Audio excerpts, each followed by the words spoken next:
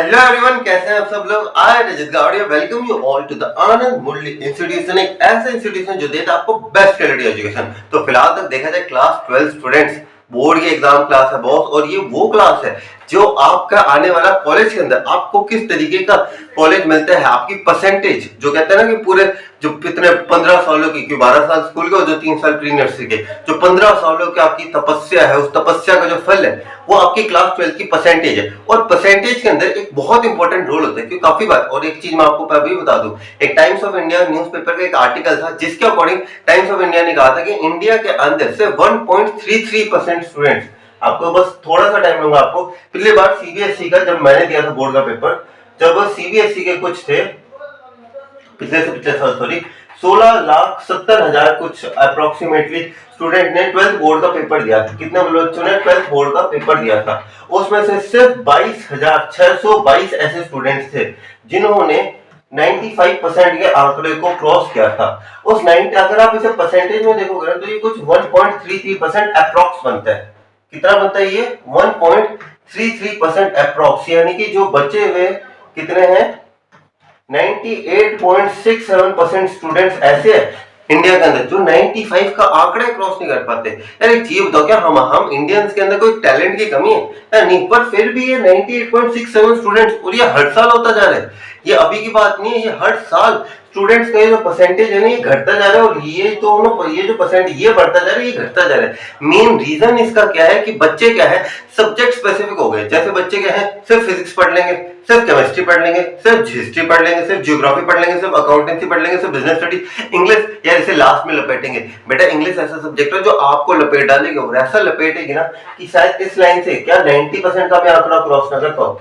ठीक है, 90% का आंकड़ा भी क्रॉस ना कर पाओ शायद तक। तो अगर आप चाहते हो कि आप ये जो स्पेसिफिक है ना यार 1.33% में आना का भी एक बहुत बड़ा गर्व होता है, क्योंकि मैं 95% प्लस स्कोर किया मैंने। और अगर आप चाहते हो कि आपको वो गर्व महसूस हो, तो ये वीडियोस जो है ना, इन्हें अच्छे से देखो, इंग्लिश को स्टार्टिंग से पकड़ के रखो। ऐसा ना हो कि इंग्लिश आप छोड़ के लास्ट में कर लेंगे, लास्ट में कर लेंगे। लास्ट के अंदर चलो आप तो सोच रहे हो कर लोगे, लेकिन लास्ट के अंदर इतना पजल हो जाओगे ना आप लोग कि आपको समझ में नहीं आएगा। इसलिए अप्रैल के अंदर ही संभल जाओ बहुत। आपका तो 12th क्लास का तो ज्यादा सिलेबस ही नहीं है, 8 चैप्टर है, 5 पोएम है, 6 है, टोटल मिला के देखोगे तो 19 है।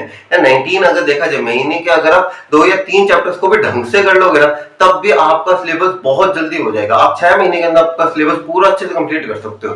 बस ढंग से करो, जो काम करना है परफेक्टली करो। ऐसा मत करो कि टपाने वाला सिस्टम, बढ़िया करो एकदम परफेक्टली। मैं आप कोई डाउट हो तो मुझसे पूछो, इंस्टाग्राम पे कभी मुझे मैसेज कर दो, मैं फ्री हूँ, आपके लिए अवेलेबल हूँ हमेशा के लिए। पर आपको एफर्ट्स डालने पड़ेंगे, तभी आपको ये जो आंकड़ा है 95% प्लस का, और चाहते हैं ना अपने माँ बाप की चेहरे पे खुशी की बॉस 95% प्लस, घर से छाती चौड़ी का हो जाए ना अगर माँ बाप की, तो प्लीज ये चीज जरूर मद्देनजर रखना। चलो अब आ जाते हैं हम अपने फर्स्ट चैप्टर के ऊपर। सर चैप्टर नंबर 1 क्लास 12 का पहले चैप्टर का नाम ही क्या है? The last lesson. ये तो मतलब लास्ट लेसन होना चाहिए था, ये फर्स्ट के अंदर क्यों दिया? सीबीएसई का आपको पहले ही बता देना चाहता है आपको, क्योंकि पिछले 11 सालों से आप लोग क्या करते आए हो, यार बाद में पढ़ेंगे, यार बाद में पढ़ेंगे, अभी अप्रैल में बाद में पढ़ेंगे, मई या बाद में पढ़ेंगे, जून है गर्मियों की छुट्टियां है, जुलाई है बाद में पढ़ेंगे, अगस्त है भाई पढ़ने बैठ जा, सितंबर में पेपर है हाफ ईयरली, सितंबर में बाद में पढ़ेंगे, नवंबर में बाद में पढ़ेंगे, दिसंबर प्री बोर्ड फर्स्ट, जनवरी प्री बोर्ड सेकंड, फरवरी प्रैक्टिकल्स, मार्च फाइनल पेपर। कब टाइम मिला पेपरों की तैयारी करने के लिए? नहीं। और ये आज की नहीं, हर साल की कहानी आप लोगों की। तो सीबीएसई आपको पहले बता देना चाहते हैं इस चैप्टर के थ्रू, इस चैप्टर के अंदर आप एक लेसन सीखोगे। वो लेसन क्या होगा? आपको टाइम वेस्ट करने की जो आपकी हैबिट है ना, आपके टाइम वेस्ट करने वाली हैबिट को मैं पूरा सुधार दूंगा इस चैप्टर के अंदर, क्योंकि आप लोगों को समझ में आएगा what is the importance of time. जब समय चला जाता है और आप पछताते हो कि मेरे पास उस टाइम समय था, लेकिन मैं उस टाइम निठल्लों की तरह बैठा रहा, वो जो आपका ये जो माइंडसेट है ना, इसे चेंज करेगा ये चैप्टर। ठीक है, आपको मेन पता चल गया चैप्टर के अंदर पढ़ने के वाले हो। चैप्टर का थोड़ा ब्रीफ और दे देता हूं आपको, ताकि आपको समझने में और आसानी हो जाए। एक कहानी है एक टीचर और एक स्टूडेंट की। कहानी किसकी है? The story is about a teacher. The story is about a teacher. Teacher का नाम है हमारे एम हेमन। क्या नाम है टीचर का? एम हेमन। ये एक बहुत ही ओल्ड टीचर है जो 40 साल से पढ़ा रहे हैं। ओके, 40 इयर्स ऑफ टीचिंग, मतलब मान लो कितने सालों से पढ़ा रहे हैं, 40 इयर्स ऑफ टीचिंग करवा रहे हैं। ये किसकी? फ्रेंच लैंग्वेज की। किसकी? फ्रेंच लैंग्वेज को ये पढ़ा रहे हैं इतने 40 सालों से। इनका एक स्टूडेंट है। क्या नाम है स्टूडेंट का? उस स्टूडेंट का नाम है फ्रांस। क्या नाम है इनका? फ्रांस। अब ये फ्रांस स्टूडेंट है आपके और मेरे जैसे एकदम निठल्ला, आलसी, देखो मुझे हिंदी मेरी बड़ी बेकार है। आलसी है ज्यादा मतलब हार्ड वर्किंग नहीं है, हार्ड वर्किंग नहीं है, ठीक है, हार्ड वर्किंग मत मान लेना, हार्ड वर्किंग नहीं है। और सबसे मेन बात है अपने टाइम को वेस्ट कर देता है। और आज का काम ये कहता है ना, काल करे सो आज करे सो अब, वो एक अब इन बच्चों की क्या होती है, अब करे सो कल, कल करे सो परसों, यानी कि ये जो है अपने वर्क को क्या करता है, डिले करता है, वर्क को क्या करता है, डिले करता है। और इन्हीं सारी आदतों की वजह से इनके पास एक ऐसी सिचुएशन आती है। अब ऐसी सिचुएशन किसे रेफर करा गया है, ऐसी सिचुएशन का मतलब है कि यहाँ पे इनका जो एरिया था, किसका, इनके जो दो एरियाज हैं, ये कहाँ पे हैं, अल्सेस एंड लॉरेन, ये दो इलाके हैं। तो यहाँ पे क्या हुआ कि ये कहानी है थोड़ी पुरानी, जब यहाँ पे हमारा वर्ल्ड वॉर का टाइम था, ठीक है। तो वर्ल्ड वॉर के अंदर अल्सेस और लॉरेन ये दो क्या थे, दोनों थे डिस्ट्रिक्ट, क्या थे, डिस्ट्रिक्ट। तो इन दोनों डिस्ट्रिक्ट्स के ऊपर कब्जा कर लिया गया। और कब्जा करने के बाद इन्हें क्या कहा गया, जैसे आप लोगों ने क्लास 10th के अंदर पढ़ा होगा कि एक लैंग्वेज बहुत एक इंपॉर्टेंट रोल प्ले करती है किसी भी कंट्री के अंदर नेशनलिज्म की फीलिंग को पैदा करने के लिए। अब ये जो लोग हैं, ये अल्सेस और लॉरेन के लोग हैं, ये बगावत ना करे, तो इन्होंने क्या सोचा कि यार हम अल्सेस और लॉरेन की जो लैंग्वेज है ना, इसे चेंज कर देते हैं। इनकी लैंग्वेज कौन सी थी, फ्रेंच, हम इस फ्रेंच को क्या बना देंगे, जर्मन बना देंगे। अब इस जर्मन बनाने के लिए ये जो है इन्होंने क्या करा, हमारे एम हिमल जो टीचर जो 40 सालों से फ्रेंच पढ़ा रहे थे, फ्रेंच लैंग्वेज, इनका ट्रांसफर करवा दिया। अब एक टीचर जो इतना ज्यादा कहते हैं कि इमोशनल अटैचमेंट होता है टीचर एक स्टूडेंट का, अब ये इमोशनल अटैचमेंट टूट गया। अब इसके ऊपर किस किस प्रकार से क्या क्या प्रतिक्रिया होंगी, ये इस चैप्टर का मेन स्वरूप है। आपको पता चल गया कि बहुत हम इस चैप्टर के अंदर पढ़ने के वाले हैं, इस चैप्टर का मेन आइडिया आपको पता चल गया। और बहुत अगर ये हासिल करना है ना, तो मेहनत कर लेना इस साल, ये पूरे 15 सालों की तपस्या का अंतिम परिणाम है, ठीक है। 15 साल की तपस्या है, इसका अंतिम परिणाम। अब तो आरसीबी जीत गई यार, अब तो आप जीत जाओ, फाइनली आरसीबी जीत चुकी है। अब आप भी ऐसा कुछ ऐसा काम करो कि भाई आरसीबी जीत गई, अब हम जीत के दिखाएंगे, ठीक है। आरसीबी ने भाई इतिहास बदला, तो आप भी भले वुमेन्स लेके आएंगे, but RCB means RCB, okay. तो चलिए स्टार्ट करते हैं। वैसे मेरी फेवरेट टीम है कोलकाता, वो पता नहीं कब जीतेगी, कोलकाता को भी करीबन 10 साल हो गए जीते हुए को। चलो देखते हैं आगे। तो हमारा welcome again to the Anand Mundle institution के अंदर मैं फिर से आप लोगों का वेलकम करता हूं। चैप्टर नंबर 1 है हमारे पास क्या, the last lesson. The last lesson क्यों, क्योंकि एम हेमल की लाइफ का ये लास्ट लेसन है अपने टीचिंग करियर का अल्सेस और लॉरेन डिस्ट्रिक्ट्स के अंदर, क्योंकि इसके बाद वो वहां पे आगे नहीं पढ़ाएंगे। तो इनका क्या, ये लास्ट लेसन है। टाइटल समझ में आ गया, द लास्ट लेसन क्यों, क्योंकि ये एम हेमल सर का लास्ट लेसन है। आगे देखते हैं हमारे अबाउट द ऑथर के लिए क्या लिखा हुआ है। देखो अबाउट द ऑथर के अंदर हमारे अल्फोंसो डाउडेट जी हैं, ये हमारे ऑथर है इस चैप्टर के, ठीक है। इनकी डेट और बर्थ दे रखे, वॉज ऑफ फ्रेंच नॉवेलिस्ट, ठीक है, आते एक फ्रेंच नॉवेलिस्ट थे और एक शॉर्ट स्टोरी राइटर थे, छोटी छोटी कहानियां लिखा करते थे। The last lesson is set in the days of Franco Prussian war, यानी कि जो फ्रांसो-प्रूसियन वॉर था ये कब हुआ था, 1870 से 1871 तक हुआ था। कहां पे हुआ था, in which France was defeated by Prussia, Prussia को डिफीट कर दिया गया था, लेड बाय बिस्मार्क जी। अब ये बिस्मार्क जी कौन है ये भी बता देता हूं मैं आपको, छोटी छोटी हिस्ट्री पढ़ा दूंगा आपको। देखिए तो यहाँ पे जो फ्रांस और प्रूसिया की लड़ाई हो रही थी, प्रूसिया एक्चुअल के अंदर और कुछ नहीं है, दीस आर, एक सेकंड यहाँ पे लिखा हुआ है मैंने, प्रूसिया कुछ होनी एक्चुअल के अंदर ये पार्ट है जर्मनी, पोलैंड और पार्ट्स ऑफ ऑस्ट्रिया, इन तीनों को कंबाइन करोगे तो क्या बन जाएगा, प्रूसिया बन जाएगा, ठीक है। Prussia consist of Germany, Poland and parts of Austria. तो यहाँ पे प्रूसिया और फ्रांस के बीच में हो रही थी लड़ाई। अब इस लड़ाई के अंदर प्रूसिया जीत गया, और जैसे जीतते हैं तो जीत करने के बाद क्या होता है, कुछ इलाका जो लैंड होता है वो क्या हो जाता है, हमारी टेरिटरी के अंदर आ जाता है। राजा ये जितने भी राजा होते हैं वो लड़ाई क्यों लड़ते हैं, क्योंकि उन्हें रिसोर्सेज चाहिए होते हैं। रिसोर्सेज के अंदर आप मान लो कि उन्हें लैंड चाहिए होगी। अब जैसे चाइना और इंडिया की लड़ाई क्यों हो रही है, चाइना आपने कभी देखा है, चाइना कभी जम्मू कश्मीर पर हमला नहीं करता, चाइना कभी हिमाचल प्रदेश, पंजाब, ये आपका सिक्किम तो इतना इजी है कैप्चर करना, वहां पे भी इतना ज्यादा अटैक नहीं करता। वो मेन अटैक करता है अरुणाचल प्रदेश के अंदर। पता है क्यों, क्योंकि अरुणाचल प्रदेश के अंदर ही, क्योंकि एक रिवर का नाम आपने सुना होगा ब्रह्मपुत्र, नाम सुना ब्रह्मपुत्र का। पता है ब्रह्मपुत्र जो रिवर है ये 66% जो है ये चाइना के अंदर है, लेकिन इस चाइना के अंदर 66 होने के बावजूद भी ब्रह्मपुत्र रिवर का जो टोटल पानी का सिर्फ 1/3 ही ऐसा हिस्सा है जो चाइना के अंदर है। बचा हुआ 2/3 हिस्सा जो पानी का है वो 33% ऑफ ब्रह्मपुत्र के अंदर फ्लो करता है, और ये 33% ब्रह्मपुत्र कहां पे, इंडिया के अंदर है। और ये कहां पे आती है इंडिया के अंदर, ये एंटर करते हैं अरुणाचल प्रदेश से, फिर ये धीरे धीरे करके बांग्लादेश से एंटर होके कहां पे रेन हो जाती है, बे ऑफ बंगाल के अंदर। अब यहाँ पे चाइना से अरुणाचल प्रदेश पे क्यों अटैक करते हैं, क्योंकि वहां पे उन्हें क्या चाहिए, रिसोर्सेज चाहिए, क्योंकि वो क्या चाहते हैं, हमें पानी के ज्यादा से ज्यादा रिसोर्स मिल सके। सिमिलरली जितनी भी लड़ाइयां होती हैं वो क्यों होती है, ताकि हमें रिसोर्सेज चाहिए होते हैं, लैंड के लिए, एरिया के लिए, पावर के लिए। अब जितने भी वर्ल्ड वॉर क्यों लड़ेंगे, पावर के लिए। तो वैसे ये जो प्रूसिया और फ्रांस थे ये लड़ाई कर रहे थे। अब लड़ाई के कारण क्या हुआ, अब प्रूसिया जीत गया, तो प्रूसिया ने क्या किया, फ्रांस के जो दो डिस्ट्रिक्ट थे, कौन कौन से, एल्सेस एंड लोरेन, कौन से दो डिस्ट्रिक्ट थे, एल्सेस और लोरेन, उनके ऊपर क्या कर लिया, कब्जा कर लिया, क्या कर लिया, इनके ऊपर अच्छे से कब्जा कर लिया। अब कब्जा करने के बाद इनके मन में क्या आया कि हम ये इनकी जो लैंग्वेज है इन्हें चेंज करवाते हैं ताकि ये कभी हमारे खिलाफ बगावत ना कर सके। which was in which France was defeated by Prussia led by Bismarck। अब ये बिस्मार्क जी कौन थे, he was the prime minister of Prussia, founder of German empire, ये फाउंडर थे जर्मन एम्पायर के, एंड कन्वर्टेड, ये बहुत अच्छी बात है, ये आपको थोड़ी जनरल नॉलेज के पॉइंट ऑफ व्यू से पता भी होना चाहिए। और इन्होंने क्या किया था, 39 इंडिविजुअल स्टेट्स को एक जर्मन एम्पायर के अंदर किया था। इंडिया के अंदर आपको पता है पहले इंडिया भी, जैसे आज तुम कैसे देखते हैं इंडिया ऐसे कंप्लीट, पहले इंडिया जो था वो डिवाइडेड था बहुत सारी स्टेट्स के अंदर, और इंडिया एक कंप्लीट यूनाइटेड नेशन नहीं था। इसे कंप्लीट यूनाइटेड नेशन एक बंदे ने बनाया था, उस बंदे का अभी एक स्टैच्यू भी बना है, आप जरूर मुझे कमेंट के अंदर बताइएगा उस बंदे का नाम क्या है, ठीक है। आगे देखिए क्या लिखा है, बिस्मार्क, बिस्मार्क का समझिए, ओटो वन बिस्मार्क इनका पूरा नाम था।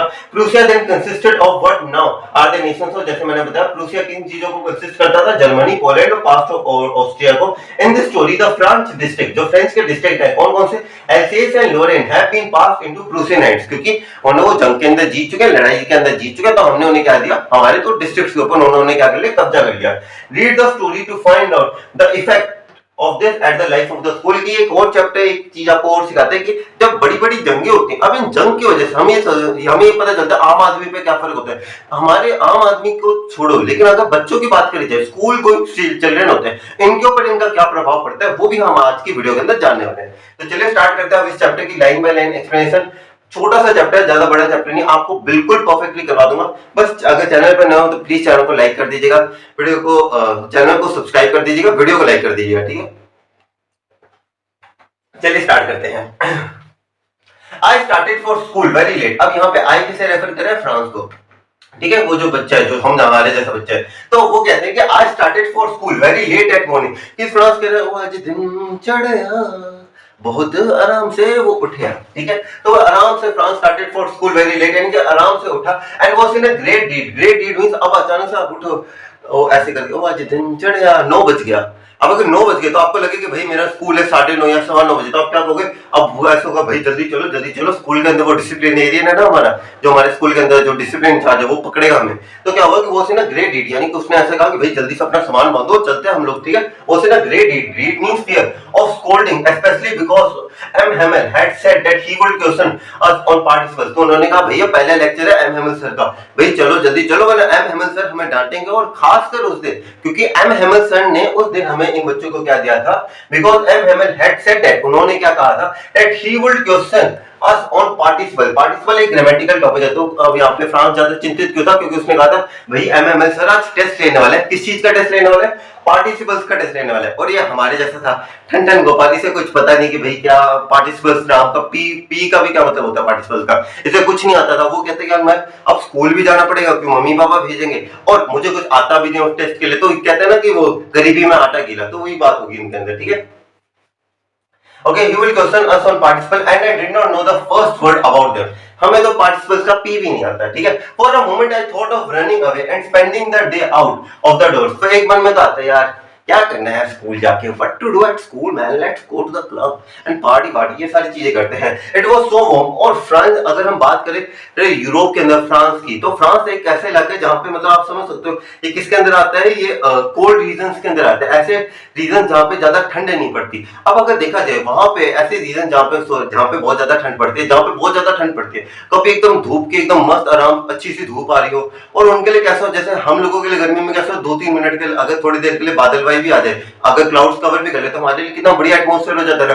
वैसे उन लोगों के लिए अगर थोड़ी सी धूप दिख जाए तो उनके लिए क्या है, बहुत बढ़िया एटमॉस्फेयर है। तो यहाँ पे वो कह रहा है फॉर अ मोमेंट, एक मिनट के लिए उसे भी लगा, I thought of running away, कि भाई चलो यार बाहर चलते हैं, spending the day out of the door, यानी कि बाहर चलो घूमने फिरने जाते हैं, बंक मारते हैं। इट वाज सो वार्म, यानी कि वो क्या था, एकदम गर्म था, ब्राइट था आज का दिन। Okay, the birds were chirping, यानी कि चिड़िया चहचहा रही थी at the edge of the woods. कितना सोच के देखो यार, एकदम बाहर निकले, बढ़िया सी धूप निकली हुई है, एकदम ब्राइट है, एकदम चारों तरफ एकदम ऐसे नहीं है कि डार्क एटमॉस्फेयर नहीं है, डल नहीं है, एकदम ब्राइट कलर से चारों तरफ चिड़िया चहचहा रही है। मतलब ऐसे सोच के देखो यार, ऐसा लग रहा है कि आज स्कूल जाके क्या करेंगे यार, आज इस मौसम का आनंद उठाएंगे यार, इस तरीके का महसूस होना चाहिए, ठीक है।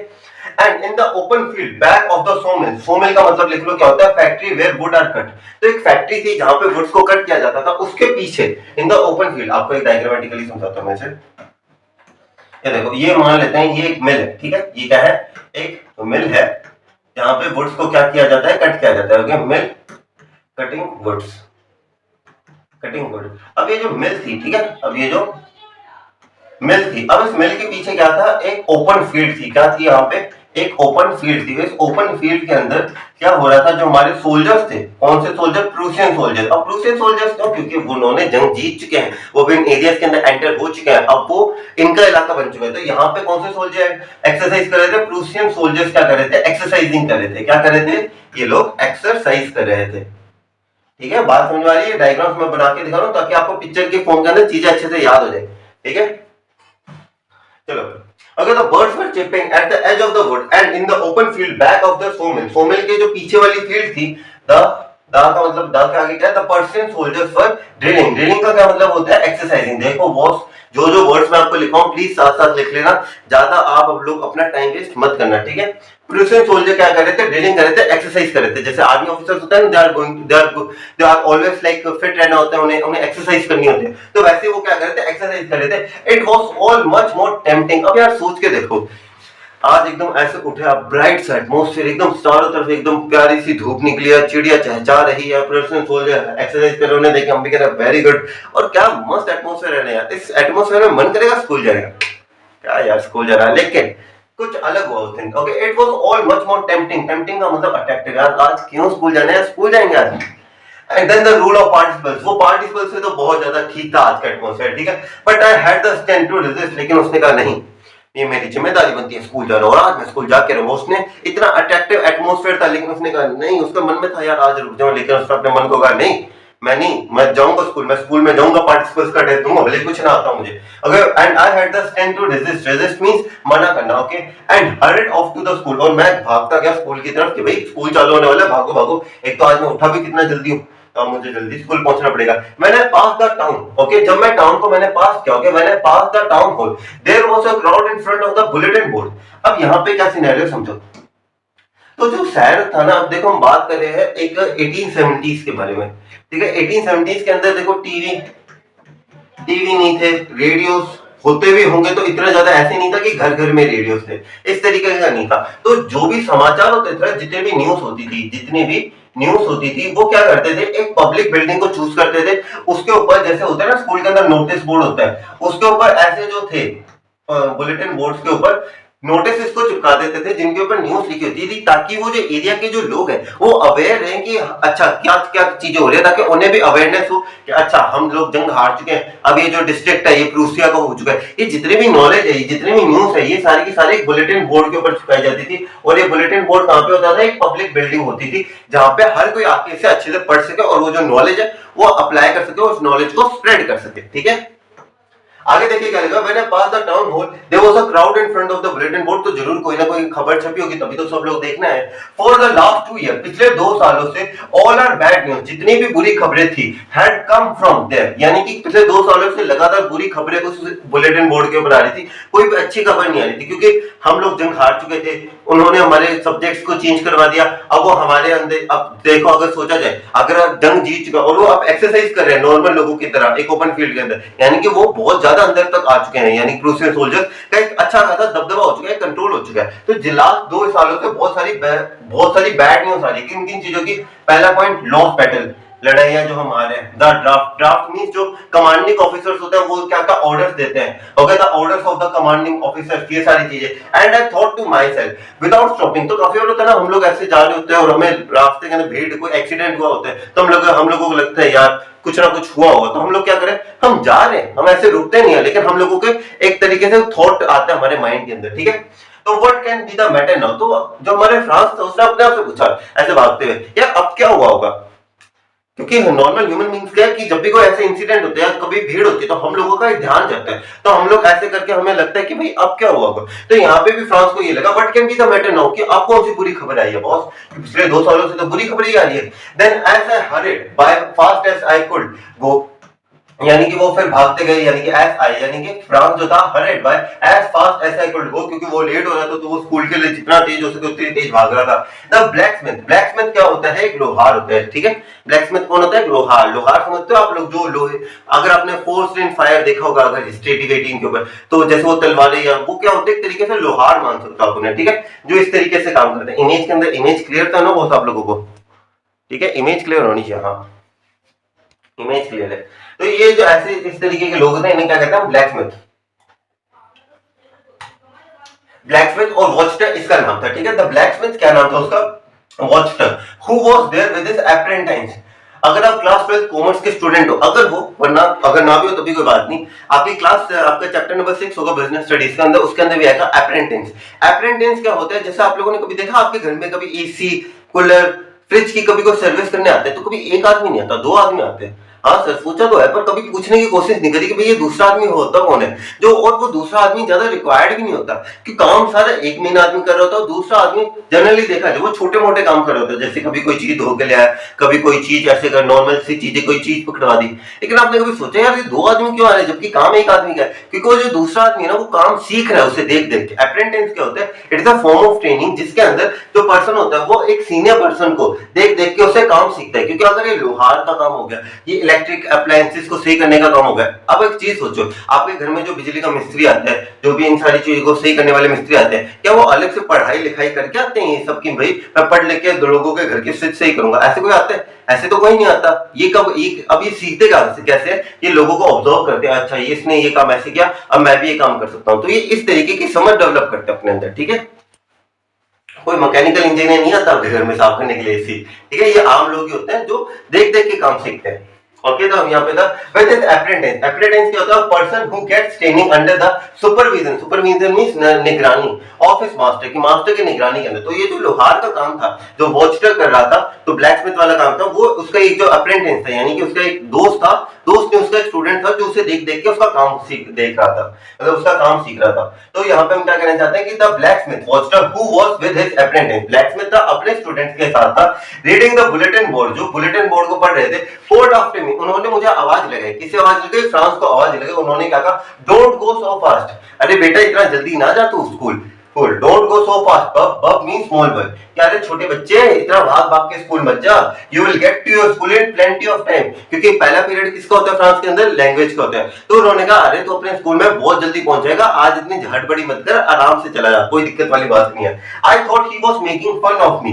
अब काफी आप पोएट को ऐसा लगा कि यार ये कहीं ना कहीं मेरा मजाक तो नहीं उड़ा रहा है। वो कह रहा है ये बुड्ढा मेरे बीच में बहुत बोल रहा है, तो वो क्या ये जो है सॉरी, क्या ये जो है सॉरी क्या ये जो है ब्लैकस्मिथ है, क्या ये ब्लैकस्मिथ क्या ये जो ब्लैकस्मिथ है, एक सेकंड पॉज रहा हूं। हाँ, क्या ये जो ब्लैकस्मिथ है क्या ये मेरा मजाक तो नहीं उड़ा रहा है? तो वही थॉट जो है वो हमारे ये जो पोएट थे, ये जो थे फ्रांस था, उसके मन में भी है कि ये जो ब्लैकस्मिथ है कहीं मेरा मजाक तो नहीं उड़ा रहे। क्योंकि काफी बार ऐसा होता है कि हम लोग काफी बार हमारे मम्मी पापा भी हमको उल्टा काम करें, अरे शाबाश बेटा देख कितना उल्टा काम किया है, तो काफी बार होता है ना हमारे मम्मी पापा में ताने कस रहे होते हैं, तो उसे भी लगा कि यार मेरे ताना कस रहे ये मेरा फन कर, he is making fun of me and reach at Hamel's little garden all out of breath. तो वो ऐसे भागता एकदम सांस चढ़ गई उसे, क्योंकि भागते भागते सांस तो चढ़ती है, तो वो पहुंच गया फाइनली कहां पे? एमएमएल के जो स्कूल था हमारा उनके सामने पहुंच गया। Okay, reach the MML little garden all out of breathe, ठीक है। जो एमएमएल सर का लिटिल गार्डन था, अब वो गार्डन कहां पे था एक्चुअली के अंदर? बच्चे सोच रहे होंगे कि गार्डन, उसे तो स्कूल जाना था, गार्डन में कहां पहुंच गए? जो ये हमारे एमएमएल सर जो स्कूल था, ये मान लो स्कूल है, तो स्कूल के जस्ट पीछे एम हेमल सर का क्या था? गार्डन था, ठीक है, जहाँ पे एम हेमल सर अपनी क्रॉप्स या कोई भी फ्लावर थे उगाते थे। तो अब हमारा फ्रांस कहाँ पे पहुंच गया? यहाँ पे पहुंच गया, कहाँ पे? गार्डन पे। गार्डन और स्कूल सारे अटैच थे, ठीक है। अब आपको ये चीज के प्रति डाउट नहीं होना चाहिए। Usually when school begin there was a great bustle, यानी कि अगर देखा जाए जब स्कूल खुलता है तो कैसे होता है? पूरा शोर शराबा होता है स्कूल के आसपास। Okay, there was a great bustle, bustle mean शोर शराबा होता है, which could be heard out in the street. और इतना शोर शराबा होता है जो गलियों तक सुनाई देता है, ठीक है। अगर जैसे मेरा जो घर है, जैसे हम मेरा जो घर है वो मेरे नोसगे पब्लिक स्कूल है, उसको बहुत पास है मेरा घर। अब नोसगे जो है, अब नोसगे के जितने भी बच्चे हैं ना नोसगे पब्लिक स्कूल के, अब उनका हु अल्लाह हमें यहाँ पे घर पे, भले ही इतना भी ज्यादा पास नहीं है, मतलब ऐसे नहीं, स्कूल के जस्ट सामने एक दो गली छोड़ के है, मतलब दिख जाता है घर के यहाँ से कि नोसगे पब्लिक स्कूल है। इतना ज्यादा शोर शराबा आता है, जैसे छुट्टी हो जाती है हमें पता चल जाता है छुट्टी हो रही है। काफी बार जो स्कूल की बेल होती है ना, हमें वो बेल भी सुनाई दे जाती है। तो अगर देखा जाए, could be heard out in the street, इतना शोर शराबा होता है स्कूल के अंदर जो हमें सुनाई दे जाता है। The opening and closing of the desk, benches होते हैं ना, अभी मेरे पास बेंच है नहीं, ठीक है, काफी बार होता है ना, अब टीचर्स क्या करते हैं, बेंच को ओपन खोलना, ये सारी ये जो सारी नॉइस है ना, इन नॉइस के पार्ट्स बताने की क्या क्या नॉइस आती है। ओके, इसके अंदर opening and closing of desk, desk मानते हो समझते हो, दराज, ठीक है, दराज को ऐसे खोलना बंद करना। Lessons repeated in unison, A for apple, B for ball, C for cat, D for, ठीक है, S इस तरीके से, ठीक है। Lessons repeated in unison means collectively, very loud with our hands, जैसे मैंने आपको बताया, with our hands over our ear, हमारे इस तरीके से with our hands over our ear to understand better. काफी बार हम ऐसे करके पढ़ते हैं ना, इस तरीके से, ठीक है, to understand better. And the teacher's great ruler rapping, और जो टीचर दो दिन पटाक पटाक पटाक उसके बाद भी थी। Okay, to hit hard object और service several time quickly and lightly, कि हम काफी, आपने देखोगे टीचर्स ऐसे मार पीट रहे होते हैं, है ना, उन सारी चीजों की आवाज आती है। ऑन द टेबल, टेबल के ऊपर मारो तो बच्चे के ऊपर नहीं, ठीक है। But now it was all okay, but now it was all so still, लेकिन आज इतना सन्नाटा क्यों है भाई, मतलब स्कूल के अंदर ये सारी चीजें होती है, आज इतना सन्नाटा काहे को बॉस, क्यों है ऐसे सारी सन्नाटा। I had counted on the commotion, commotion means great noise. अब हमारे जो पोएट थे, हमारे फ्रांस था, उसने क्या बनाई, स्ट्रेटेजी बनाई, ये रोडीज का टास्क खेलने लग पड़ा। उसने कहा यार चलो अपनी स्ट्रेटेजी बनाते हैं। उसने क्या स्ट्रेटेजी बनाई, उसने कहा कि काम करता हूं मैं, जो शोर शराबा होगा ना उसके अंदर पतली गली से निकल जाऊंगा, चुपचाप क्लास के अंदर बैठ जाऊंगा, इतनी आबादी किसी को क्या पता चले। ये देख के आया था 3 इडियट्स, तो इसने सोचा इतनी आबादी किसी को क्या पता चले, तो चुपचाप पहुंच जाऊंगा। लेकिन उस दिन बेचारे की थोड़ी किस्मत माड़ी थी, तो क्या हुआ कि उस दिन उसने सोचा था कि भाई बहुत ज्यादा शोर शराबा होगा, एक्चुअल के अंदर एकदम क्या थी, सारी चीजें स्टिल थी, साइलेंस थी, सारी चीजें एकदम साइलेंट थी। Okay, silence all around. तो अब उसको बेचारे का तो पोपट हो गया, क्यों, क्योंकि उसने क्या सोचा था कि भाई सारी तरफ क्या होगी, कमोशन होगा, ग्रेट नॉइस होगी और मैं बच के निकल जाऊंगा। लेकिन थोड़ा उल्टा हो गया उस दिन, क्योंकि उस दिन एकदम पूरा एकदम सन्नाटा था। To get to my desk, get to my desk means मैं अपनी सीट पे चुपचाप पहुंच जाऊंगा, जिसको कानो कान खबर नहीं होगी। Without being seen, but of course that day everything had okay without being seen, यानी कि बिना किसी के देखा, but of course that day everything had to be quite as a Sunday morning. जैसे संडे के दिन स्कूल नहीं खुलता तो एकदम सन्नाटा होता है, तो उसी तरीके से सारा स्कूल इतना शांत है कि ऐसा लग रहा था कि यार स्कूल है भी नहीं, यार स्कूल में छुट्टी है, ठीक है। Through the window I so my classmate, लेकिन उसने देखा कि भाई, उसने खिड़की से देखा यार मेरे क्लासमेट्स तो बैठे हैं, यानी कि आज स्कूल तो लगा है, ठीक है। ऑलरेडी इन देयर प्लेसेस, तो अपने सारे लोग अपनी अपनी सीट्स के अंदर बैठे हुए थे, जैसा आप देख सकते हो, already in their places. And M Hamel walking up and down with his terrible iron ruler under his arm. तो जो एम हेमल सर थे, मान लो ये, चलो ठीक है, मान लो ये रूलर है, ठीक है, तो उन्होंने क्या किया, अंडर हिज आर्म, इस तरीके से जो एम हेमल सर थे वो इस तरीके से चल रहे थे, ठीक है, ये माइक लगा इसमें पीछे नहीं मुड़ सकता, ठीक है। तो क्या कर रहे थे, इस तरीके से चल रहे थे एम हेमल से, ठीक है। क्यों, अब अगर देखा जाए टीचर कितना खतरनाक सा महसूस हो रहा है ना, ठीक है, with his terrible iron ruler under his arm, कि आयरन, अब ऐसे लग तो रहा है कि भाई टीचर गुस्से में आयरन रूलर ऐसे आर्म्स के नीचे ऐसे दबा के रखा और वो ऐसे चल रहा है। I had to open the door and go in before everybody. अब सोच के देखो, पूरा क्लास सारी जगह अपनी जगह बैठी हुई है, टीचर गुस्से के अंदर, क्यों दिखने में तो गुस्से में लग रहा है, टीचर गुस्से के अंदर ऐसे ऐसे घूम रहा है और आपको धीरे धीरे करके गेट खोलना है। कितना ज्यादा, इसको सोच के देखो कितना भयानक सीन है ये, ठीक है। You can imagine how blessed and how frightened I was. आप समझ सकते हो मैं कितना शर्मा रहा हूंगा और कितना ज्यादा डरा हुआ हूंगा कि भाई अब मेरी क्या हालत होने वाली है, ठीक है, क्योंकि बच्चा डर जाता है बॉस, बट नथिंग हैपेंड। लेकिन उस दिन कुछ नहीं हुआ ऐसा। M Hamel saw me and said very kindly, go to your place quickly, little Frantz, we were beginning without you. तो कुछ उल्टा हो गया यार, हम क्या सोच रहे थे कि आएगी पढ़ाई पढ़ाई पढ़ेगी 2-3, लेकिन यहाँ पे क्या हुआ, उसने आया तो उन्होंने कहा, माय डियर फ्रेंड्स, हम आपके लिए वेट कर रहे थे, आप अपनी सीट पे प्रस्थान करें, आप अपनी तशरीफ रखें अपनी सीट के ऊपर, हम तो आज का लेक्चर आपके बिगाड़ शुरू करने वाले थे। अब फ्रांस को लगा भाई क्या हुआ, या तो मैं सपना देख रहा हूँ या इतना मीठा ये मेरा टीचर बोलता नहीं है, आज कुछ तो दाल में काला है बॉस, ठीक है। I jumped over the bench and sat down at my desk, तो फिर वो अपनी सीट पे पहुंच गया। Not till then, when I had got a little over my fright, यानी कि तब तक तो नहीं, लेकिन जैसे होता है ना थोड़ी देर बैठ जाते हैं, थोड़े घबराहट के होते हैं, कम होने लगते हैं, चलो आज सब कुछ नॉर्मल है, सब कुछ नॉर्मल है, ठीक है। तो अपने जो डर था उसे, फ्राइट का मतलब समझते ना डर, जो अपना डर था उसे थोड़ा थोड़ा करके धीरे धीरे कम कर रहा था। Did I see that our teacher had on his beautiful green coat, लेकिन मैंने देखा अचानक से यार ये क्या, एम हेमल सर ने आज एकदम ग्रीन कोट पाया हुआ, एकदम ग्रीन कोट एकदम बढ़िया तरीके से पहने हुए, एकदम ब्यूटीफुल कपड़ा के अंदर एकदम हैंडसम मैन लग रहा है मानो कि okay. Teacher had on his beautiful green coat, अपना ग्रीन कोट पहना हुआ है with his frilled shirt. Frilled shirt का मतलब समझते हो, एक शर्ट होता है ना, जैसे अभी मेरा शर्ट मान लो, ठीक है, मेरा शर्ट तो क्या एकदम प्लेन है, अब इसी शर्ट के अंदर मैं ऐसे ऐसे करके देखो, हाँ यहाँ से देख लो, अगर मैं ऐसे करके धारियां बना दूं इनके अंदर, इस तरीके की लाइनें बना दूं एक साइड के अंदर, तो ऐसे शर्ट को हम क्या कहते हैं, फ्रिल्ड शर्ट। जैसा आप इमेज के अंदर देख पा रहे हो ना, जैसे इन दीदी ने पहना हुआ है, ये क्या है, इस तरीके का फ्रिल्ड शर्ट होता है, ठीक है। फ्रिल्ड शर्ट जो ऐसी धारियों वाले शर्ट होते हैं, जो थोड़े से ऐसे बाहर से निकले होते हैं, ठीक है, ऐसे मान लो इस तरीके से, समझ गए मैं किस तरीके से बताना चाहता हूँ, ठीक है। उन्होंने क्या पहना था, ग्रीन कोट पहना था, फ्रिल शर्ट पहना हुआ था and a little black silk cap, और ऊपर काले रंग की टोपी पहनी हुई थी। All embroidered means combined together that he never वोर एक्सेप्ट ऑन इंस्पेक्शन और प्राइज डेज। जैसे होता है ना, करवा चौथ के ऊपर टीचर्स एकदम मतलब सुंदर सुंदर बन के आती हैं स्कूल के अंदर, तो उसी तरीके से जो टीचर है वो ये एम हेमल सर है, ये सिर्फ स्पेशल ओकेजन, जैसे कभी कोई इंस्पेक्शन डे हो गया या कभी प्राइज डिस्ट्रीब्यूशन होगा, सिर्फ उसी टाइम पे देखते थे, वैसे ये नहीं पहनते थे ऐसे कपड़े, ठीक है। Beside the whole school seemed so strange and solemn, यानी कि उस दिन पूरा स्कूल कितना ज्यादा strange और solemn means serious लग रहा था। But the thing that surprised me the most to see the backbenches that usually remain empty, लेकिन जो सबसे ज्यादा खतरनाक चीज जो उस दिन हमारे पोइट को फ्रांस को लगी ना, उसके मन में आई, यार जो मेरे पीछे वाले जो बैक बेंचेस हैं क्लास के, जो हमेशा खाली रहते हैं, उसके ऊपर आज वो खाली नहीं थे। क्यों? आज कोई स्टूडेंट आ गया नहीं, आज गांव के लोग आ गए। गांव के लोग कैसे ऐसे पढ़ते आ गए।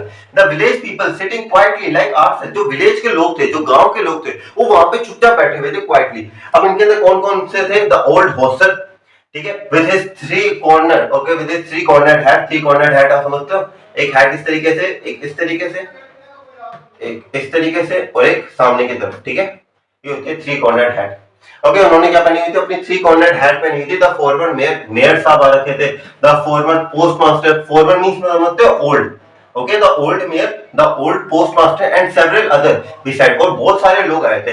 एवरीबॉडी लुक्ड सैड, और सारे लोग आज बड़े दुखी नजर आ रहे थे। Everybody looked sad and the होस्टर had brought his old primer. Primer आपको पता है कौन सी बुक होती है? बुक नहीं आती थी हमारे बचपन के अंदर, जिसमें आता था ए के पेज होता था, जिसपे लिखा होता है ए फॉर एप्पल, हम बोलते थे ना ए फॉर एप्पल, अगले पेज पे बी फॉर बॉल, यानी कि एक प्राइमर होती थी ना, जिस बुक को हम इस तरीके से आप समझ सकते हैं एग्जांपल के तौर पे। तो एक ओल्ड प्राइमर लेके आया था, thumbed at the edges. Thumbed at the edges का मतलब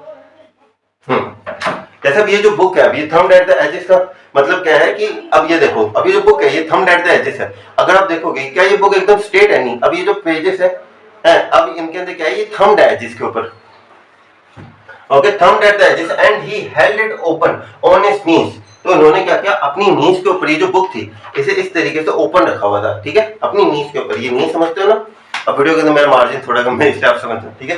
तो अपनी नीज के ऊपर उन्होंने क्या किया था? ओपन रखा हुआ था। Okay, with his great spectacles, अपने जो चश्मे थे, with his great spectacles lying across the pages, जो बुक खोली हुई थी उसके ऊपर ही उनके जो बड़े बड़े स्पेक्टिकल्स थे, चश्मे थे, वो उसके ऊपर ही लगे हुए थे। Okay, while I was wondering about it all, यानी कि अब जो हमारे एम हेमल है, एक सेकंड रुको बस,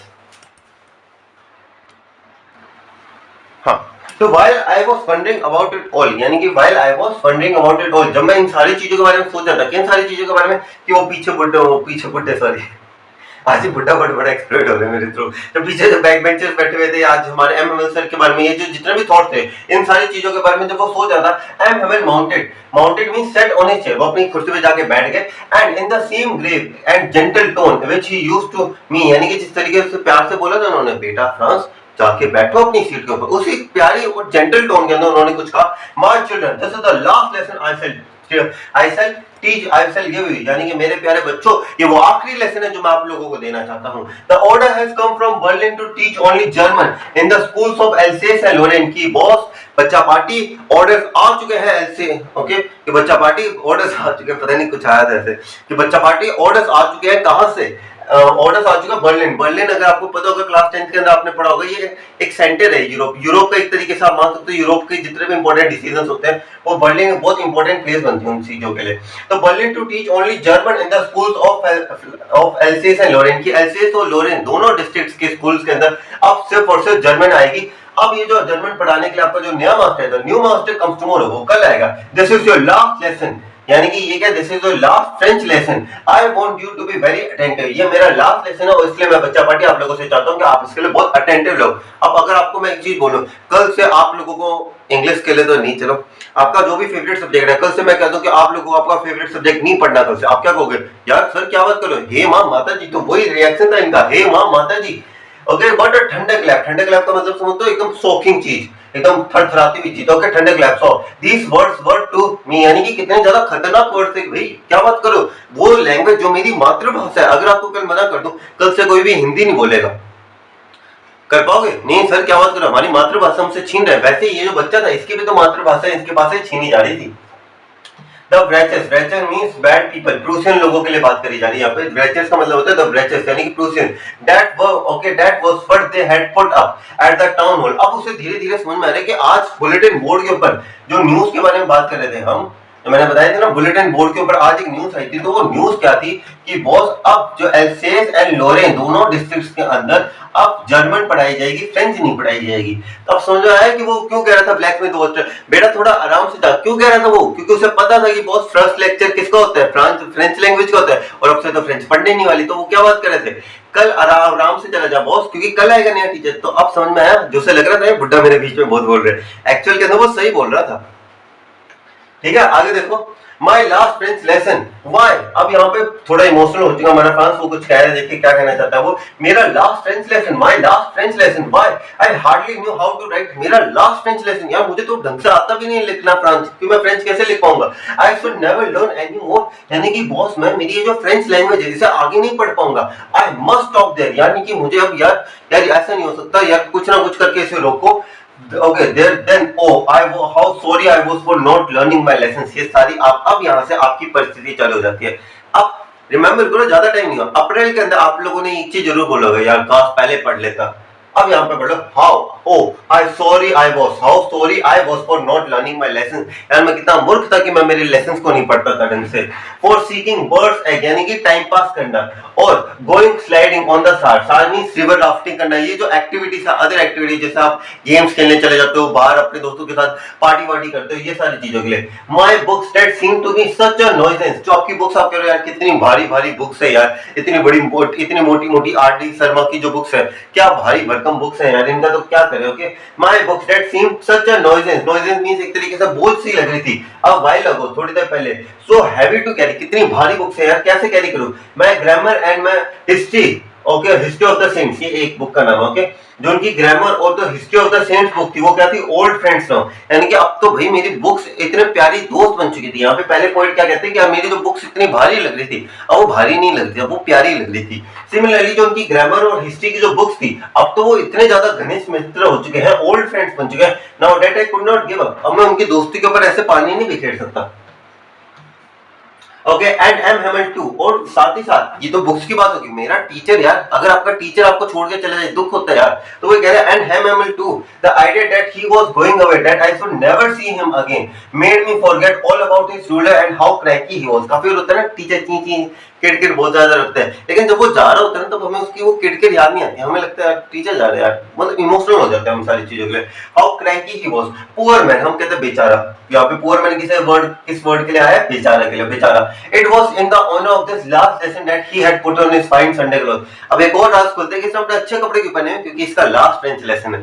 ठीक है, 40 साल बाद ये अपना टीचिंग बंद कर रहे हैं, इनका लास्ट फ्रेंच लेसन है। And now I understood why the old man of the village was sitting, okay, what sitting there in the back benches of the room. अब उसे समझ आया कि भाई बैक बेंचेस क्यों बैठे हैं, क्योंकि वो अपनी रिस्पेक्ट पे कर रहे हैं, क्योंकि this is the last time they are going to study French, क्योंकि उसके बाद फ्रेंच अब खत्म है बॉस। तो लास्ट टाइम वो एक रिस्पेक्ट देना चाहते हैं कि हमारा देश की जो मातृभाषा है वो हम आखिरी बार पढ़ रहे हैं, इसके लिए हमारा एक रिस्पेक्ट के लिए इस क्लास के अंदर बैठे हुए हैं। ठीक है, it was because they were sorry too, क्योंकि अब वो भी एक्चुअल के अंदर देखा जाए, वो बच्चे भी, वो लोग भी बचता रहे थे। It was they were sorry too that they had not gone to school more, उन बच्चों को भी ऐसा हो रहा था कि वो जो बूढ़े थे, जो कभी बच्चे थे लेकिन बचपन के अंदर उन्होंने स्कूल ढंग से अटेंड नहीं किया, हमारे जैसे ही थे, भाई कल कर लेंगे, परसों कर लेंगे, तरसों कर लेंगे, टाइम बीतता गया, फ्रेंच आई नहीं, और अब ऐसी सिचुएशन आ गई कि बहुत दूसरे दुश्मनी देश ने आपके ऊपर कब्जा कर लिया और आप अपनी मातृभाषा ना बोल पाओगे ना लिख पाओगे। okay, that they had not gone to school anymore. It was their way of thanking our master for his 40 years of faithful service and of showing their respect for the country that was theirs no more. बहुत खूबसूरत लाइनें कि वो अपनी 40 साल की जो service थी उसके प्रति वो दिखाना चाहते थे, एक रिस्पेक्ट देना चाहते थे, और उसके साथ ही वो क्या रिस्पेक्ट देना चाहते थे, उस देश को रिस्पेक्ट देना चाहते थे जो अब उनका नहीं रहा। क्यों नहीं रहा? क्योंकि अब प्रूसिया कब्जा कर चुका। वो जो एल्सेस और लोरेन है अब किसके पार्ट है? फ्रांस के पार्ट है। किसके पार्ट है? प्रूसिया के पार्ट है। ठीक है, आगे देखिए क्या लिखा है। While I was thinking all this, I heard my name called. अच्छा, जब मैं ये सारी चीजों के बारे में सोच रहा था, अचानक से एम हेमल सर ने मेरा नाम बुलाया। It was my turn to recite. Recite means answer. तो एम हेमल सर ने कुछ सवाल पूछा, तो अब इस चीज का जवाब किसे देना था? फ्रांस को देना था। What would I not have given to be able to say that dreadful means frightened rule of participles। यानी कि अब जो एमएमएल सर थे उन्होंने बोला था कि आज भी मैं पार्टिसिपल्स का टेस्ट लूंगा, तो उन्होंने थोड़ा टेस्ट लिया और पार्टिसिपल्स के ऊपर क्वेश्चन पूछा। अब एमएमएल को तो अब हमारे फ्रांस को तो आता नहीं था, वो तो ठन गोपाल था। All through very loud and clear and without one mistake, but I got mixed up with the first word, कि मैं पहले वर्ड के अंदर उलझ गया और मैं अपना जवाब नहीं दे पाया। And stood there holding to my desk, my heart beating and not daring to look up। अब उसे इतनी ज्यादा शर्म आ रही थी कि भाई मैं इतना नालायक था कि मैं पढ़ नहीं पाया, मैं टाइम नहीं निकाल पाया यार मेरे लिए। तो ऐसे बेंच को पकड़ के इस तरीके से नीचे देखे कि उसमें हिम्मत नहीं हो रही थी आंखें मिलाने की। ये सिचुएशन आपकी ना हो बॉस, अच्छे से पढ़ना है सर। ठीक है, अगर आना चाहते हो 1.33% के अंदर तो बॉस अपनों को ढंग से मेहनत करनी है। Okay, I heard M. Hemal say to me, M. Hemal sir के मैंने बात सुनी कि M. Hemal sir ने मुझे क्या कहा, I won't scold you, okay, Little France मैं तुम्हारा डांटूंगा नहीं। आज तुम्हारे लिए जो तुम ऐसे खड़े हो ना गर्दन झुका के, ये तुम्हारी सबसे बड़ी सजा। I won't scold you, आज मैं तुम्हें डांटूंगा नहीं। Little France, you must feel bad enough, तुम्हें आज खुद ही बहुत बुरा लग रहा होगा। See how it is, देखो कैसे है ये। Every day we have said it to ourselves, हर दिन हम लोग अपने आप को कहते हैं यार हमारे पास तो बहुत समय है, I have plenty of time, I will learn it tomorrow, यार कल कर लूंगा। Now you see where we have come out। अब देखो यार, अब आप कौन सी सिचुएशन के अंदर खड़े हो। Oh, that's great trouble with LCS, यानी कि बहुत बड़ी दिक्कत है LCS और लोरेन पीपल के साथ। क्या है? She puts on learning till tomorrow, कि हम लोग क्या करते हैं लर्निंग को कल पे कर देते हैं, कल करेंगे और कल कभी आता ही नहीं है। Now those fellows out there will have, those fellows किसे रेफर करा गया है? those fellows रेफर कर रहे हैं हम लोग प्रूसियन पीपल को। किसे रेफर कर रहे हैं? प्रूसियंस को। अब यहाँ पे कह रहे हैं कि दोस्त फेलो, अब वो जो प्रूसियंस है ना जो बाहर दूसरे देश के हमारे देश में आएंगे, out there will have the right to say to you, वो अब तुम लोगों को कहेंगे हाउ इट इज, यानी कि कैसे मुमकिन है। You pretended to be a Frenchman, कि तुम कहते हो कि जैसे अगर एक हिंदुस्तानी से हिंदी बोलनी है, तुम कहते तो हो कि तुम हिंदुस्तान के नागरिक हो, तुम्हें हिंदी बोलनी नहीं आती।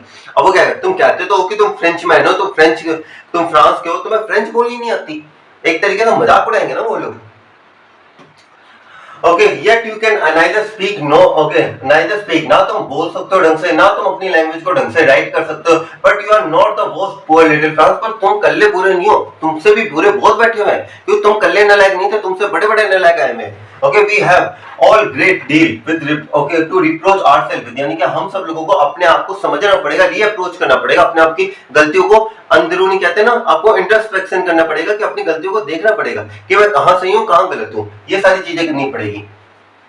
Your parents were not anxious enough to have you learn, यानी कि तुम्हारे पेरेंट्स भी, ऐसा नहीं कि सब बच्चा गलत था, बच्चे का माँ बाप भी बच्चे को क्या करते थे, यार स्कूल जाके क्या करेगा, वही फ्रेंच है, वही हम लोग टूटी फूटी बोलते हैं, वही तुम लोग टूटी फूटी बोल रहा, इससे बढ़िया खेत में ना 2-3 काम वाम कर, मेरा काम उतरो, 2 पैसे आएंगे घर के अंदर। Okay, they prefer to put you to work for farm or at the mill so as to have a little more money, कि तुम कुछ पैसों के लिए वो अपने बच्चों का करियर इस तरीके से खराब कर देते हैं। एंड और तुम्हारे से माँ बाप नहीं, मैं भी जिम्मेदार हूँ, मैं तुम्हारा टीचर जिम्मेदार हूँ। अगर मैं तुम लोगों को ढंग से पढ़ा नहीं पाया, तुम लोगों को मैं अपने पर्सनल कामों की वजह से कभी छुट्टी दे देता, कभी अपने पर्सनल काम पे भेज देता, तो रिस्पॉन्सिबल तो मैं भी हूँ ना। यहाँ पे देखो, and I have to be blame also, यानी कि मैं भी तुम लोगों को मुझे भी ब्लेम करना चाहिए कि तुम्हारी जो परिस्थिति है ना वो मेरी वजह से भी है। क्यों? I have to be okay. I have been to be blamed also. Have I not often sent you to flower? Okay, to water my flowers? क्या मैंने तुम्हें नहीं कहा कि मेरा जो गार्डन है उसके अंदर जाके पेड़ पौधों को पानी दो? क्या मैं ऐसा नहीं कहता था? Flower my flowers instead of learning your lessons. अगर मैं अच्छा टीचर होता तो मैं क्या कहता, तुम अपनी पढ़ाई करो, फ्लावर्स को पानी मैं दूंगा, पर मैं कहता था तू दे, पढ़ना तो अपना भाई ऐसा, ठीक है। And when I wanted to go for fishing, did I just give you a holiday? जब भी मुझे कहीं पे जाना होता था मैं क्या कहता था, चलो यार तुम्हारी छुट्टी है, ऐसे फ्री में छुट्टियां बांटता था मैं। Then from one thing to another, M. Hamel went on to talk French language. फिर एक चीज से दूसरी चीज से जो फ्रेंच, वो जो हमारे M. Hamel थे, वो फ्रेंच लैंग्वेज के बारे में बात करने लग पड़े। Saying that it is the most beautiful language in the world, उन्होंने क्या कहा कि जो फ्रेंच लैंग्वेज है, it is the most beautiful language in the world, पूरी दुनिया की सबसे खूबसूरत लैंग्वेज अगर कोई है तो फ्रेंच लैंग्वेज है। The clearest, सबसे ज्यादा साफ सुथरी, the most logical, सबसे ज्यादा logical, that we must guard it among us and never forget it, और ऐसी लैंग्वेज है जो हम लोगों को हमारे अंदर बसा के रखनी चाहिए और हमें अपनी भाषा को कभी भूलना नहीं चाहिए। Because when people are enslaved, जब लोगों गुलाम बन जाते हैं लोग, जब लोगों को कैद कर लिया जाता है, as long, क्योंकि एक इंसान तब तक ही कैद है तब तक उसके पास एक नेशनलिज्म का जो सपोर्ट, एक सेकंड रुकना। तो जैसे मैं आप लोगों को, सॉरी एक बार थोड़ा आज देखो एक्चुअल के अंदर, पहले तो आप लोगों को बिलेटेड होली कह सकते हो, क्योंकि आज होली है। मैं ये लेक्चर आज रिकॉर्ड कर रहा हूँ, जैसे आपको मैं दिखा सकता हूँ 5:17 के ऊपर, आज की तारीख देख लो, आज होली है, ठीक है।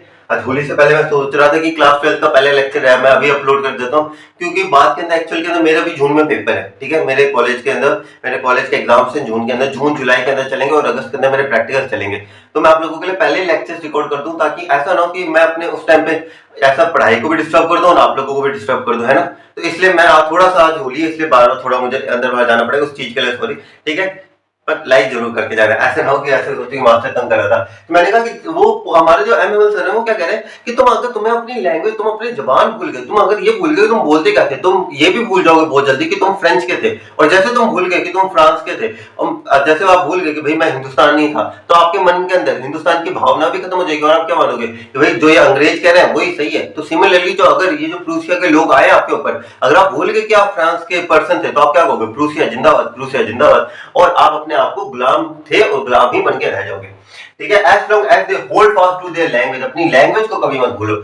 it is as if they had the key to their prison, क्योंकि ये जो है ना, जब तक याद रहेगा मैं हिंदुस्तानी हूँ, ऐसे अंग्रेज कैसे माने, अंग्रेजों को धो डालेंगे अपने लोग। ये भावना कब है, जब मुझे पता चला मैं क्या हूँ, हिंदुस्तानी हूँ। तो जैसे क्योंकि ये हिंदुस्तानी होना, ये जो बात है कि मैं हिंदुस्तानी हूँ, हिंदी बोलना, ये जितनी भी चीजें ये क्या कर रही है, मुझे एक तरीके से मोटिवेट कर रही है कि हाँ भाई मैं हिंदुस्तानी हूँ। अब ये अगर मैं अपनी लैंग्वेज भूल जाऊँ कि भाई कोई बात नहीं, अंग्रेज मुझे इंग्लिश सिखा के चले जाए इंग्लिश, तो मैं भी क्या करूंगा, इंग्लिश इज द वन, मैं ऐसे इंग्लिश बोल के इंग्लिश वालों के साथ लड़ाई करूंगा, ऐसा थोड़ी ना होगा बॉस, समझ रहे हो ना। ये क्या है, की है उनके प्रिजन के लिए।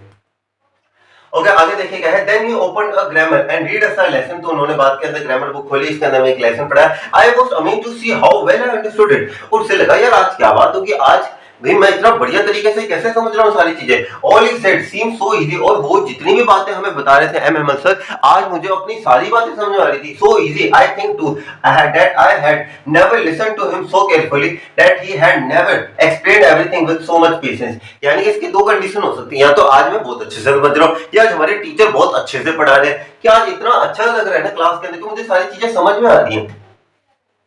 आगे देखिए क्या लिखा हुआ है, it seemed almost as if the poor man wanted us to give all he knew before going away and to put it all into our heads at one stop। यानी कि ऐसा लग रहा था एम एम सर क्या थे, अपना जितना ज्ञान था वो सारा का सारा ज्ञान देना चाहते थे हम लोगों को, हमारे हेड के अंदर वो जितना भी हमारे माइंड के अंदर सारा का सारा ज्ञान देना चाहते थे एट वन स्टॉप, एक ही बारी के अंदर, ठीक है। क्योंकि उनकी लास्ट लेसन था ये, उनके लिए लास्ट टाइम था, उनका लास्ट चांस था ये। Okay, after the grammar we had a lesson in writing, grammar के बाद एक राइटिंग लेसन किया। That day M have had new copies, उन्होंने नई कॉपीज मंगवाई थी बच्चों के लिए, written in beautiful round hand, यानी कि इस तरीके से लिखा हुआ था।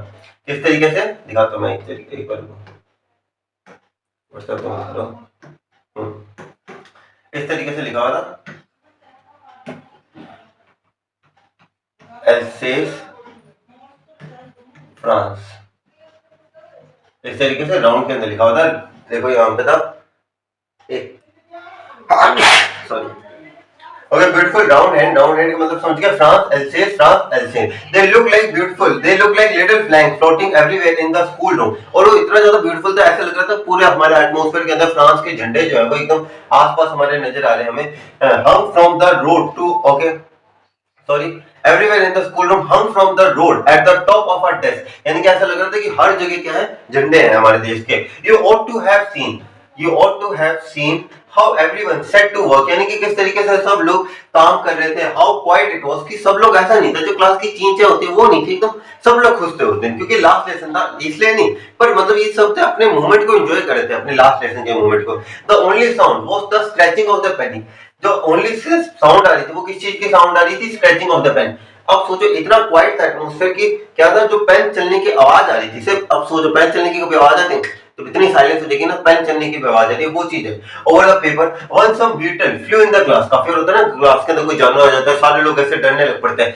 क्लास के अंदर एक बीटल आ गया था, ठीक है, बीटल भी एक फ्लाइंग इंसेक्ट कह सकते हैं, एक फ्लाइंग इंसेक्ट आ गया था, but nobody paid any attention to them, किसी ने कोई अटेंशन नहीं करी, क्यों, क्योंकि सब लोग एक तो शौक में थे कि भाई लास्ट में, और सब लोग ऐसे थे कि भाई जो ये पढ़ा रहे हैं इन्हें पढ़ लो यार, ये लास्ट टाइम है सर पढ़ा रहे हैं, ठीक है। Not even the littlest one, एक छोटी सी कहते हैं ना कोई झलक तक नहीं हुई, who work right on tracing their fish hooks, okay एक सेकंड रुको, ये ऊपर पीजेंस की बात होगी क्या, not even the littlest one who work right on tracing their fish hooks as if that was French too, यानी कि इस तरीके से कि बिल्कुल आवाज की कहते हैं ना, मैं आप लोगों को वापस बताऊं, आवाज तक नहीं है इन सारी किसी भी चीज की। On the roof of the, okay on the roof the pigeon code, जो थी रूफ मतलब जो दीवार थी, जो छत थी क्लासरूम की छत के ऊपर, वहां पे क्या थे, जो पीजन्स थे, क्या थे पीजन्स, जो पीजन थे वो क्या कर रहे थे, कू, वो जो कू कू ऐसे, very low and I thought to myself, और एक ही विचार जो था वो हमारे एमएमएल के मन में भी आया, एमएमएल सॉरी ये हमारे फ्रांस के मन में भी है, will they make them sing in German even the pigeons, की यार ये लोग इतने निर्दयी हैं, जो प्रूसियंस हैं जिन्होंने हमारी लैंग्वेज बंद करा दी, क्या ये इतने निर्दयी हैं कि क्या इन जैसे मासूम प्राणियों से भी जर्मन में बात करवाएंगे। Whenever I looked up for my writing, I saw MML sitting motionless in his chair, gazing first at one thing, then at the another. तो जैसे ही जो हमारे MML सर थे, ठीक है, तो जैसे लिखते लिखते होता है हम थोड़ा ऊपर देख लेते हैं, तो क्या देखा हमने कि एमएमएल सर मोशनलेस बैठे हुए थे अपनी चेयर के अंदर, कभी एक चीज की तरफ देख रहे हैं, कभी दूसरी चीज की तरफ देख रहे हैं, वो ऐसे क्यों करे थे, okay looking at as if he wanted to fix everything in his mind, कि वो सारी चीजों को कैप्चर करना चाहते थे, क्योंकि 40 साल उन्होंने क्लासरूम के अंदर बिताया, वो क्लासरूम की सारी यादों को अपने माइंड में क्या करना चाहते थे, कैप्चर करना चाहते थे, as if he wanted to fix his mind and just how everything looked in the little school room, कि वो छोटे से रूम के अंदर जो सारी चीजें थी, वो सारी की सारी जितनी भी चीजें थी, वो सारी की सारी चीजों को क्या करना चाहते थे, कैप्चर करना चाहते थे। Okay fancy for 40 years we had there in the same place, यानी कि 40 सालों तक वो सेम प्लेस के अंदर रहते, विद हिज गार्डन, जैसे मैंने बताया garden outside the window and his class in front of him, उनकी क्लास उनके सामने थी। What was Frantz expected to be prepared for the school that day, okay अरे ये क्वेश्चन आ गया, हाँ एक सेकंड रुको, यहाँ पे है ना ये थोड़ी एडिटिंग के अंदर थोड़ी दिक्कत थी, यहाँ से कट है ये पार्ट, ठीक है, ये मैंने मुझे लग रहा था मैंने गलत पार्ट उठाया इसके अंदर से, ठीक है एक सेकंड रुको, मैं आपको अभी बता देता हूँ कहां से चालू करना है। हाँ बट ठीक है, यहां से यहां तक का पार्ट कट है। The only the desk and the benches had been worn out smooth, यानी कि काफी बार होता है ना, एक चीज आपने नोटिस करोगे जब नया नया लकड़ी का काम होता है तो जब बंद चालू करने के अंदर थोड़ी दिक्कत होती है, लेकिन बाद में क्या होता है बार बार करते रहते हैं तो वो स्मूथ हो जाते हैं। तो डेस्क जो थे वो स्मूथ हो चुके थे इतने ज्यादा टाइम के अंदर। The walnut tree in the garden, जो वॉलनट ट्री इस तरीके के जो पेड़ होते हैं वॉलनट ट्री होते हैं in the garden, but taller वो बड़े हो चुके थे। And the hope pine, hope pine का मतलब इस तरीके की जो होप पाइन होती है ना, जिसे मनी प्लांट कह सकते हो एक तरीके से, ठीक है, होप पाइन जो थी, okay hope find that he had planted himself twined about the window to the roof, यानी कि वो बढ़ते बढ़ते कमरे की छत, जो ऊपर वाला जो कमरा था उसकी छत तक पहुंच चुकी थी। How it must have broken his heart to leave all, poor man, और सोचो यार एक इंसान ने इतना कुछ लगाया, इतना टाइम लगाया और वो चीज उसके पास से अलग हो जाए तो उसे कितना बुरा लगेगा। To hear his sister moving about in, और क्या अब ऊपर से क्या आवाज आ रही थी, क्योंकि जो एमएमएल जहाँ पे रहते थे ना उसके ऊपर वाले कमरे के अंदर ही वो रहती थी, उनके क्या नाम लेते हैं वो रहते थे उनकी सिस्टर रहते थे, तो उन्हें पता था कि बहुत फ्रेंच की टीचर की तो जरूरत है नहीं, तो वो देश छोड़ के जा रहे थे। तो इन द रूम अबव, जो अबव रूम था, packing their trunks means luggage, जो एमएमएल की सिस्टर थी वो क्या कर रही थी, उनका लगेज को पैक कर रही थी, for they must leave the country the next day, but he had the courage to hear every lesson to the very last, क्योंकि वो देश को अगले दिन ही छोड़ के जा रहे थे, लेकिन उनके अंदर इतनी शक्ति थी कि मैं लास्ट तक जितनी भी बातें वो सारी लास्ट तक सुनूंगा। At the writing we had a lesson in history, writing के अंदर उन्होंने एक लेसन किया हिस्ट्री के अंदर। Then the baby started the ba, ये एक्चुअल के अंदर वोवेल्स हैं सारे, इन सब में से बी हटा दो तो ए ई आई ओ यू होता है, ठीक है, जैसे हम होते हैं ए ई आई ओ यू इस तरीके से। Down there at the back of the room old Hauser put on his spectacles and holding his primer in both hands, तो क्या हुआ कि आगे देखिए जो मैंने बताया था ना, उसने अपनी जो बुक थी वो इस तरीके से पकड़ी हुई थी, और वो बड़ी एक्चुअल के अंदर वो इतने ज्यादा इमोशनल थे, पर फिर भी वो कहते हैं ए फॉर एप्पल, इस तरीके से वो गा रहे थे। ओके, एक सेकंड रुको, काम पे थे हम। In both head spelled the letters with them, यानी कि बच्चों के साथ बोलने लग पड़ा ए फॉर एप्पल, जैसे बा बे बी बो बू, इस तरीके से। Okay, you could see that he too was crying and his voice trembled with emotion, कि रोते रोते के बोले ए ई हा, इस तरीके से वो रोते रोते बोल रहे थे। And it was so funny to hear him, वो आवाज सुनने में तो फनी लग रही थी, but we all wanted to laugh and cry, हम हंसना भी चाहते थे तो रो भी रहे थे, क्योंकि लास्ट लेसन था हमारा। Oh how well I remembered it. अब फ्रांस को याद आ रहा है कि भाई, अब फ्रांस अपने जब ये लिखते हुए वो अपने आप से कह रहा है, यार मुझे कितने बढ़िया तरीके से याद है वो सारी चीजें। Okay, that last lesson all at once the church clock struck 12। अब जैसे 12 बज गए, ठीक है, जैसे ही 12 बज गए, फर्स्ट पीरियड होगा over. Okay, the church clock struck 12, जैसे 12 बज गए, क्या हुआ, फर्स्ट पीरियड होगा ओवर, यानी कि मैम हमें की लास्ट क्लास हो चुकी है, ओवर हो चुकी है। Then the Angelus means the bell ring, जो क्लॉक की जो बेल होती है ना, जो 12 बजते टंग करके बजती है, ठीक है। At the same moment the trumpet of the protection soldier returning from drill, क्योंकि ड्रिल जो एक्सरसाइजिंग कर रहे थे उसका भी एक टाइम होता है। जैसे 12 बज गए, उन्होंने कहा चलो भाई अपना जो ड्रम है वो खत्म हो चुका है, और वो परेड करते हुए आ रहे थे, ठीक है। कैसे करते आ रहे थे, परेड करते हुए आ रहे थे। The trumpets of the procession returning from drill sounded under our window, जो विंडो के अंदर सुनाई दिया। MML stood up, MML वहां पे खड़े हो गए, very pale in his chair, क्योंकि उन्हें पता चल गया था भाई मेरे लास्ट सेशन अब खत्म हो चुका है। अपनी चेयर के ऊपर वो खड़े हुए, standing in his chair. I never saw him look so tall, क्योंकि जब एक इंसान इतना बड़ा काम करता है तो वो अपने आप ही बड़ा दिखने लग पड़ता है। Okay, my friend, तो उन्होंने कहा he said, I वो इतना इमोशनल हो चुके थे, वो अपने आप को बयान नहीं कर पाए। आया but something chalk me stop him, पर कुछ ऐसी इमोशन थे जो उनसे वजह से वो अपनी बात को नहीं कर पाए। Okay, he could not go on, वो अपनी बात को आगे रख ही नहीं पाए। Then he turn to the blackboard, तो वो ऐसे पढ़ा रहे थे। आई तो उनसे नहीं बोला गया, तो उन्होंने ऐसे पीछे मुड़े वो।